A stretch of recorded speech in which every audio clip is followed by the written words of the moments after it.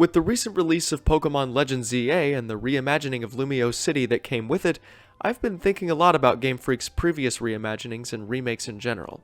Specifically, their remakes of the first generation. And yes, that is remakes plural, because Game Freak never ceases to prove their determination to establish Kanto as not merely a region in a video game, but a ubiquitous lifestyle from which we have no hope of escaping. Now, before it became the expected standard to add a pair of adjectives to previous titles every other generation, we Pokemon fans had no concept of Game Freak's intentions to bring their older games into the modern age. But as soon as FireRed and LeafGreen gave us the opportunity to journey through the region that started it all in the polished GBA engine from the Hoenn games that released just 2 years prior, we quickly developed a taste for the alluring notion of revisiting our favorite classics with a new coat of paint, to the point that people were feverishly clamoring for Hoenn remakes basically the minute that Black 2 and White 2 hit the shelves in a cacophonous fanfare of 32-bit trumpets that would put the Berlin Philharmonic horn section to shame. And the uproarious nature of these demands readily begs the question: what made these remakes so special to begin with? Well, first of all, even though FireRed and LeafGreen are considered at this point to be retro media, Jesus Christ, I think it's important to remember that the original red and green versions were already 8 years old, and there was undoubtedly no shortage of nostalgia-afflicted teenagers and young adults wanting to relive their childhood in the late 90s. A lot can happen in 8 years. Take it from me, 8 years ago I was still in school, and now I'm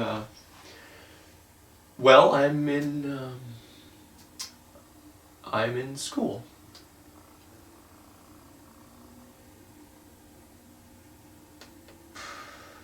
Nonetheless, my point is that in 2004, FireRed and LeafGreen represented the best of both worlds by harnessing the nostalgia of the first generation's characters and story through the vessel of the third generation's assets and quality of life features. And as I mentioned in my last retrospective, the evolution of these technical aspects, specifically going from Gen 2 to the well-oiled machine that is Gen 3, is seemingly the most stark improvement in the history of the franchise. So much so that the GBA Pokemon games still feel like a dream to navigate to this very day. Look at how many people are using ROMs of FireRed and Emerald for their Nuzlocke and challenge runs right now. Of course, many would argue that the biggest leap in the series was actually Gen 5 to Gen 6 because of the move to 3D, but I personally feel that Ruby and Sapphire added so many refinements to the paradigm that the transition into Gen 3 is simply unparalleled. If I still haven't sold you, then I would challenge you to try spending 2 minutes using the PC system in Pokemon Crystal.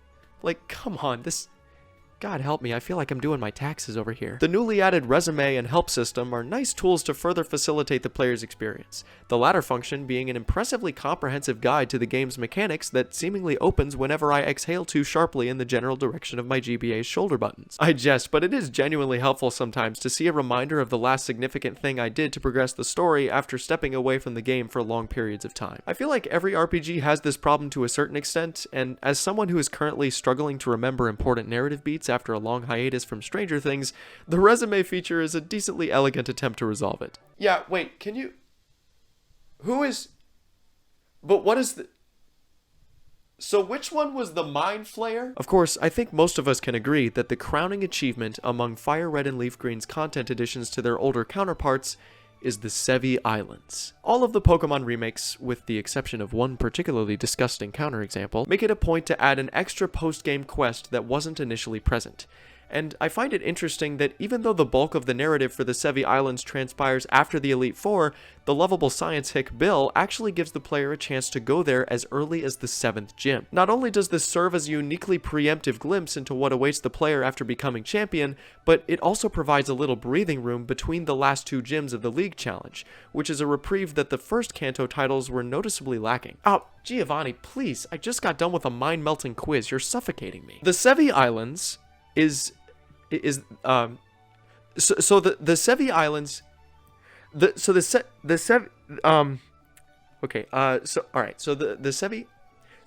Island. The Sevii Islands is 7 islands.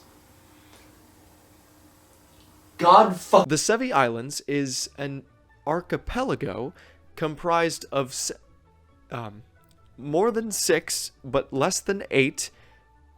Wait. Damn it. The Sevii Islands is an archipelago of 9 total, but only 9 minus 2 accessible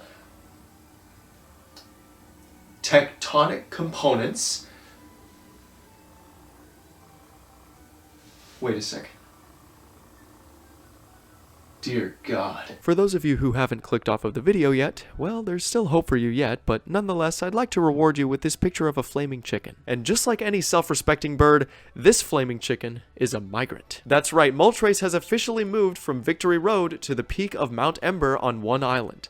And I bring this up for two reasons. First of all, I like this decision because it seems more becoming of a legendary Pokemon like Moltres to have its own specialized dominion. It was always kind of weird to me that in the first generation, the other two legendary birds got to hang out in their own thematically fitting locations representative of their type, but Moltres is over here just chilling in a dark cave next to the Indigo Plateau. And second of all, I just wanted to point out the fact that the first island in the Sevii Islands is called One Island.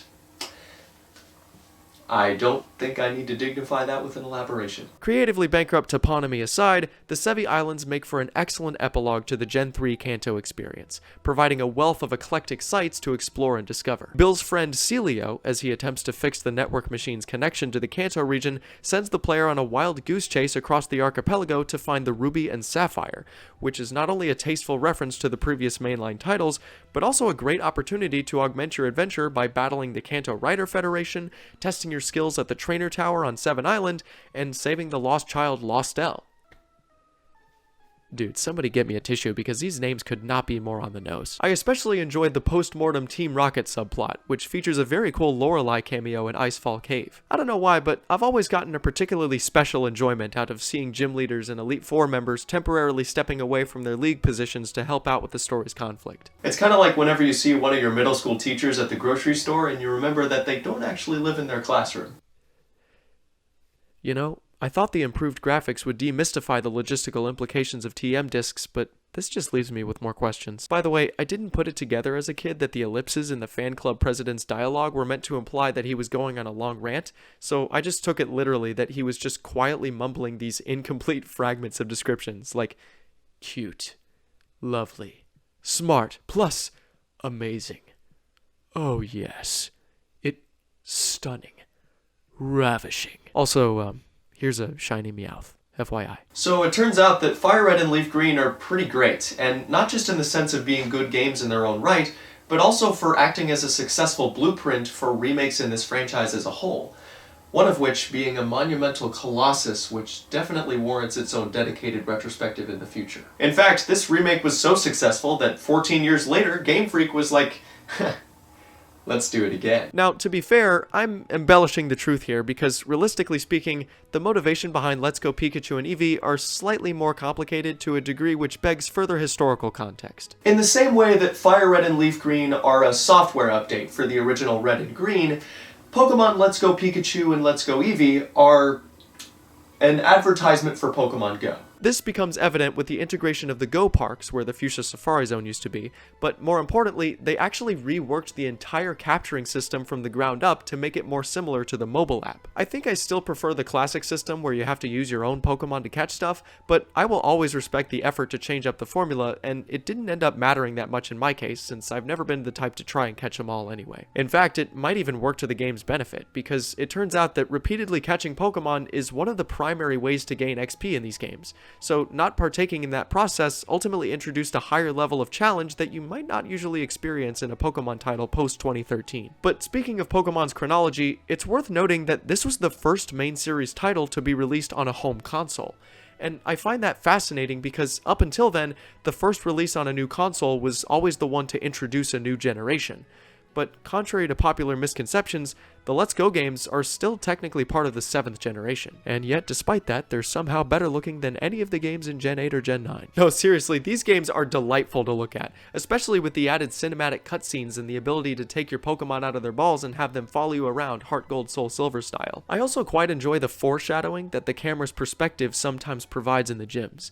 This is something you could only accomplish in 3D, and it's a really nice touch that adds some gravitas to these mid-game bosses. However, it's probably safe to say that the most significant visual innovation of these titles that would prove to define the new standard of how the central mechanic of this franchise even functions moving forward is the overworld wild encounters. Whoa, Jesus Christ on a Sunday. This is basically an improvement from all angles as far as I'm concerned. Firstly, you get to choose who you want to fight at any given point. And secondly, if you accidentally get into a wild battle, that's your fault. You can't blame it on RNG anymore. Or it's one of these situations. Oh, let me just shimmy around you there. Oh, sorry. Excuse me. Sorry about that. Oh, what, you wanna do a little dance?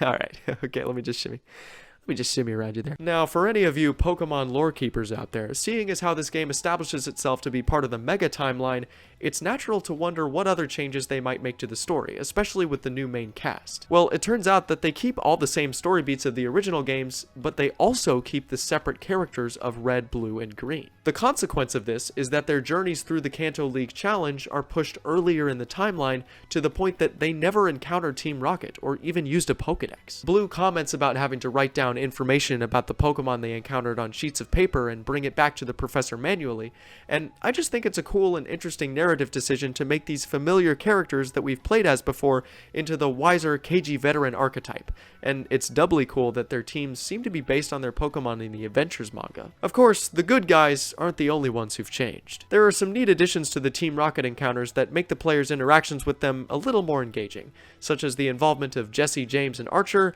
the implicit hint that Giovanni isn't completely irredeemable at the end, and yet another cameo from Lorelei. Okay, it's starting to look like she's just bored of being cooped up at the Indigo Plateau at this point. So I'm sure everyone's aware of the whole meme about Brilliant Diamond and Shining Pearl being, quote-unquote, faithful remakes, and although this was a huge negative in the case of BDSP, I would argue that there is potential value in keeping certain aspects of an adaptation faithful to the thing it's adapting. In the case of Let's Go Pikachu and Eevee, the decision to exclude abilities, held items, and breeding was admittedly a cause for alarm when I first heard about it, but I actually didn't mind their absence. I can definitely understand their decision to exclude these features because it might have just bogged things down with unnecessary complexity in hindsight. Hell, they even removed the bicycle, which was in the original Red and Green because they wanted to highlight the feature of being able to ride on certain Pokemon in the overworld.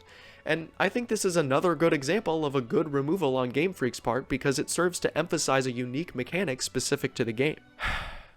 Well, it seems rather unbecoming of me to abstain from negative criticism for this long, so let's fix that, shall we? Pokemon Let's Go is a baby game for babies who want their mommies because they're little babies. The shared experience points and friendship saves obviously contribute to the game's difficulty being similar to that of the first night of FNAF 3, but I'm not actually as concerned about that as some other fans might be, as I explained earlier during the discussion about the capturing system. The thing that actually bothers me is the fact that the developers don't respect your intelligence. Several of the gyms are inaccessible if you don't have the right type of Pokemon going into them, which is an egregious instance of gatekeeping.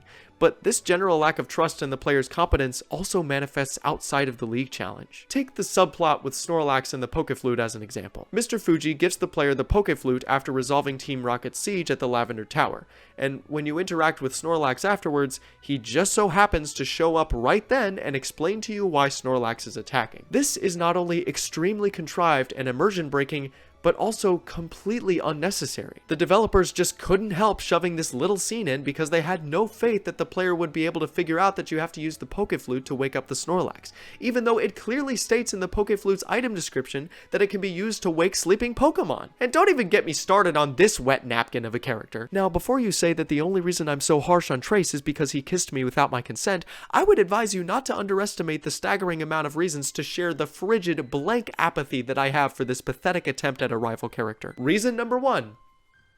He kissed me without my consent. Reason number 2. I called Shigeru Omori last night, and he confessed that all of Trace's dialogue was recycled from a template of Serena's unused dialogue from X and Y. Reason number 3. Trace uses a Vileplume, which means he's probably stinky. I mean, can you really blame me for being disappointed when Professor Oak being the final boss turned out to be a half-hearted fake-out? Oh, that reminds me, this scene with Professor Oak after the champion battle is actually a perfect encapsulation of Trace's bland personality. In the original Red and Blue, Professor Oak criticizes his grandson for not treating his Pokemon with enough trust and love, and that's why he lost to Red. This falls perfectly in line with the flawed arrogance that the rival exhibits throughout the game. However, in Let's Go Pikachu and Eevee, Trace has no interesting flaws, so the only thing his grandfather can tell him is, well, maybe it was your kind heart that caused you to hold back, or some shit. It's hardly a weakness, but that's my best guess. Like, I don't know, man. It seems like Game Freak just gave up on the main rival archetype after Gen 5, and they didn't really become interesting again until the most recent generation. But by far the most frustrating issue in Pokemon Let's Go Pikachu and Let's Go Eevee, in my opinion,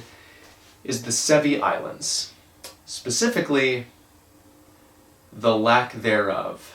For some reason, every remake since Gen 6 has some kind of glaring exclusion for absolutely no reason other than shrewd negligence. Omega Ruby and Alpha Sapphire, remakes which do not warrant their own dedicated retrospective, were notorious for failing to include the battle frontier from Pokémon Emerald, for example, and I don't think their reputation has ever fully recovered from that ever since their release over a decade ago. And don't get me wrong, ORAS is one of the most enjoyable games in the series for me. I love the integration of Mega Evolution and the open world style traversal the player can do with Latios and Latios, and the compelling story from the Delta episode, but the incomprehensible exclusion of the battle frontier is a permanent black mark on its quality, just as the exclusion of the Sevii Islands is to Let's Go Pikachu and Eevee. And this is really the major misstep that makes me hesitate to say that the Let's Go games are the definitive way to experience Kanto, because otherwise it would be a no-brainer for me. Yeah, they're way too easy, and Trace is a painfully uninteresting character, but the alternate timeline and the cinematic narrative with Cubone and its mother and all of the other convenient features more than make up for that. At the end of the day, it's really just up to the fans to decide the best way to enjoy the Kanto region. Even though I probably prefer FireRed and LeafGreen myself, some people would certainly argue that the modern quality of Let's Go Pikachu and Eevee more than make up for the less expansive post-game. And hell, some people would even swear by the original Red and Blue versions because of their nostalgic charm and legendary historical significance to the JRPG genre. I guess the most important thing to remember is that those people are wrong, and you should listen to me instead, because I caught Mewtwo with a Great Ball, and I don't see anyone else comprehensively analyzing Pokemon on the internet.